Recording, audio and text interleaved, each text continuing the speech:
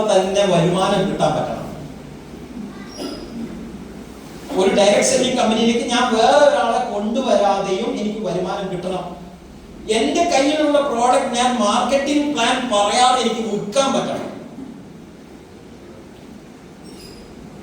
Possible ആണ്.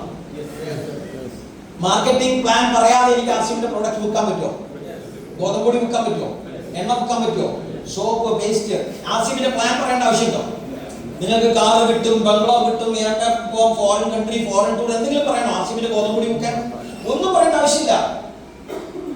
മറ്റ് കമ്പനികൾ 95% കമ്പനികളുടെയും അവരുടെ പ്രോഡക്റ്റ് വേറെ കൊടുക്കണമെങ്കിൽ നിങ്ങൾ ഇങ്ങനെ പ്ലാനും ഡ്രീംസും ഒക്കെ പറഞ്ഞ് അവരെ മോഹിപ്പിച്ചാലേ അവരുടെ സാധനം വിറ്റുള്ളൂ. അതുകൊണ്ട് തന്നെയാണ് ഞാൻ ആദ്യം പറഞ്ഞത്, ആരെങ്കിലും ഫ്രീ ആയിട്ട് ആർസിഎമ്മിൽ പൈസ ഏൺ ചെയ്യാമെന്ന് വിചാരിക്കുന്നുണ്ടെങ്കിൽ നടക്കില്ല. ആർസിഎമ്മിന്റെ വരുമാനം is the result of hard work. ഇവിടെ ആർസിഎമ്മിന്റെ കോട്ടും ഷർട്ടും ഇട്ടിട്ട് ഇവിടെ കുറെ ആളുകളെ നമ്മൾ റെക്കഗ്നൈസ് ചെയ്തു, ഷീൽഡ് വാങ്ങി, ജോയിനിങ്സ് 10 ജോയിനിങ്സ് കൊണ്ടുവന്നു, 5 ജോയിനിങ്സ് കൊണ്ടുവന്നു, അവരുടെ എല്ലാ റെക്കഗ്നീഷൻസ് ഇവിടെ നടന്നു.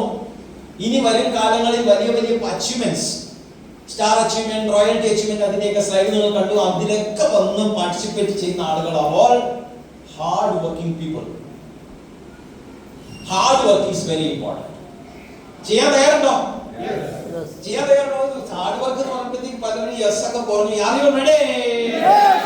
അപ്പോ അതാണ് ഇവിടുത്തെ ചെയ്യാനുള്ളത്. അപ്പൊ നമുക്ക് നോക്കേണ്ടത് വൈ ആർസിഎം. അപ്പൊ ഡയറക്ട് സെല്ലിംഗ് കമ്പനി